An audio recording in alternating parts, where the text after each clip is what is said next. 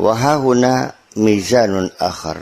Di sini juga ada tolok ukur yang lain, tolok ukur lain, stikyat yang lain. Ya. Ta'rifu bihi, yang bisa kamu kenali dengan stikyat tadi, bihi dengan stikyat tadi, al-amal alladzi fi hadzul nafas wa hawa. Satu pekerjaan, satu amal yang di situ terdapat keuntungan nafsu dan hawa nafsu.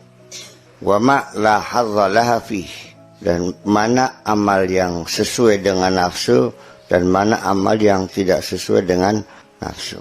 Mana amal yang menyenangkan nafsu dan mana amal yang tidak menyenangkan nafsu. Huwa an tu'radu 'alaiha al-maut wa anta fi dzalikal amal.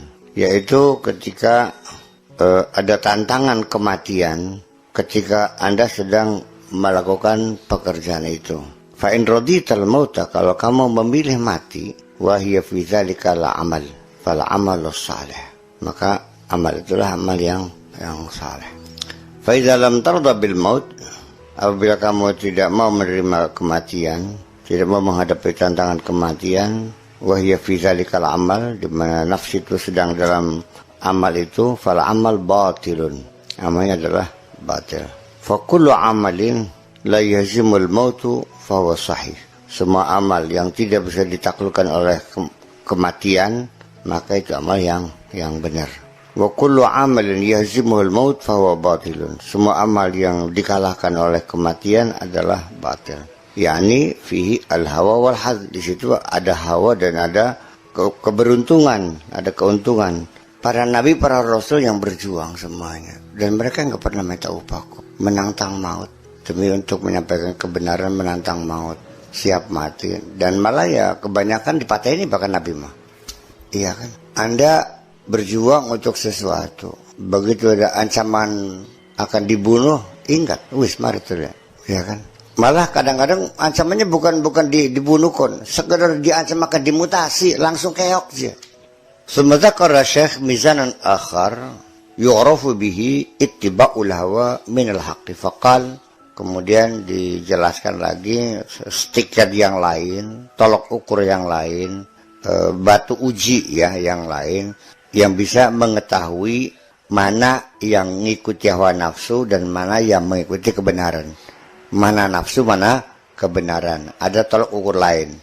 Min alamati ittiba'il hawa, salah satu diantara ciri tanda-tanda mengikuti hawa, al-musara'ah, tergesa-gesa, keburu-buru, ila nawafilil khairat, melakukan kebaikan-kebaikan yang sifatnya hanya sunnah saja, kebaikan-kebaikan yang sifatnya hanya seandainya bisa silahkan, hanya aksesoris saja, aksesorisnya saja, banyak melakukan aksesoris kebaikan. Watakasul anil qiyam bil wajibat, tapi yang wajib malas, lebih senang melakukan sunnah daripada yang wajib. Itu salah satunya. Luang kaji waniping 5, tetangga ya, anak yatim tetangga nggak pernah dicapa. Yang wajib mana? Kalau haji 4-5 kali itu kan nafsunya. Lalu atas dasar apa Anda memuji-muji orang naik haji berkali-kali? Hebat bener. Ya, artinya begini, yang Anda lakukan selama ini kan hal-hal yang sifatnya hanya aksesoris, yang substantif, yang pokok ditinggalkan, tetapi yang kembang-kembangnya saja, itu yang diperhatikan. Dengan tolok ukur semacam ini, berarti kita membongkar ternyata kebanyakan manusia, apapun yang mereka lakukan, mengikuti nafsu kok. Jadi semua yang kita lakukan adalah kembali untuk kepentingan diri, untuk disanjung orang, dihormati orang, ya kan, supaya berwibawa. Hadza mizanun akhar, ini ukuran lain, ini stikyar yang lain. Wa in syi'ta qulta huwa dakhilun fil mizanil awal. Kalau mau boleh, ini termasuk stikyar yang pertama juga, masih satu kategori. Id min sya'nin nafsi an yasqula 'alaiha al-wajib. Karena nafsi itu biasanya merasa berat untuk melakukan kewajiban. Limusyarakatin nasi laha fihi, karena banyak orang lain yang ikut serta di dalamnya.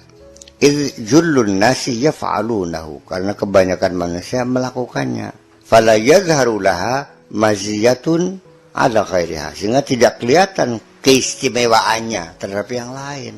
Iya, bakal sembahyang zuhur mabot, bang tahajud mah sengaja supaya Anda kelihatan lain, supaya menjadi penilaian orang lain. Artinya ini kan lebih senang melakukan sunnah daripada kewajiban. Ingin tampil beda persoalannya. Jadi nanti masalahnya bukan wajib bukan sunnahnya ya. Pokoknya mana ingin tampil beda, yang kira ada harapan dapat sanjungan, yang kira dilihat oleh orang, itu kan nafsu. Wahia abadan tuhibbul khususiyata, karena nafsu itu ya selamanya ingin diberlakukan istimewa. Iya, dan dia ingin menunjukkan kebolehannya. Bikhilafin nawafil, berbeda dengan yang sunnah-sunnah. Fa innaha tabtushu ilaiha wa tuhibbu an tanfarida biha. Dia bisa menghancurkannya al-batsyah, ya. Akan melumatkannya, dan dia juga mencintai, ingin menyendiri, ingin tersendiri, ingin kelihatan berbeda sama inspirator, berbeda dengan yang lain. Imma li talabil madhi wasana, ada kalanya karena kepengen disanjung, ingin dipuji, wa imma li talabil ujuri minal qusuri wal hur, atau juga karena mengharapkan imbalan, apakah itu istana ataupun bidadari. Wa hadza kulluhu indal muhaqqiqin minal hududil jaliyati awil khafiyah. Dan ini semuanya menurut para ahli yang sudah mapan, itu termasuk juga keberuntungan nafsu, ya, baik secara nyata ataupun secara tersembunyi, al jaliyah awil khafiyah. Jadi ketika Anda wakal sholat, wakal puasa, wakal zikir, karena ada harapan imbalan, kepengen oleh suarga, kepengen oleh bidadari perawan 40, ya ujung-ujungnya nafsu juga. Terlepas Al-Quran ngiming-ngimingi orang suruh berbuat baik dengan janji-janji surga dan bidadari. Ya, diceritakannya bidadari dengan ungkapan yang begitu indah, bidadari yang suci, yang perawan, yang belum pernah disentuh oleh siapapun, baik oleh jin maupun manusia, seperti mutiara-mutiara yang tersimpan rapih, ya kan gitu, tempat yang bersih, matanya wahurun ain, yang matanya blorok-blorok dan sebagainya. Itu kan merangsang kita secara seksual. Ya jangan-jangan orang pengen masuk surga juga karena seksnya juga, betul? Iya kan? Imajinasi kan di dalam secara seksual. Ya orang kan terdorong punya bidadari, punya istri yang cantik, yang blorok-blorok, yang ngelob, yang gebior, yang denok, yang gembleng, yang seksi, semua gitu. Apakah ya kalau saya mah itu Allah berhak saja, Allah sih mutlak kekuasaannya mau ngimbing apapun juga. Tetapi ya kitanya ini kan ya seharusnya ya lebih dari itu dong. Ya jangan selalu apa yang kita lakukan selalu minta imbalan, baik imbalan di dunia maupun imbalan di akhirat. Karena percayalah, seseorang yang jatuh cinta itu pada umumnya adalah ingin berkorban dan tidak mengharapkan imbalan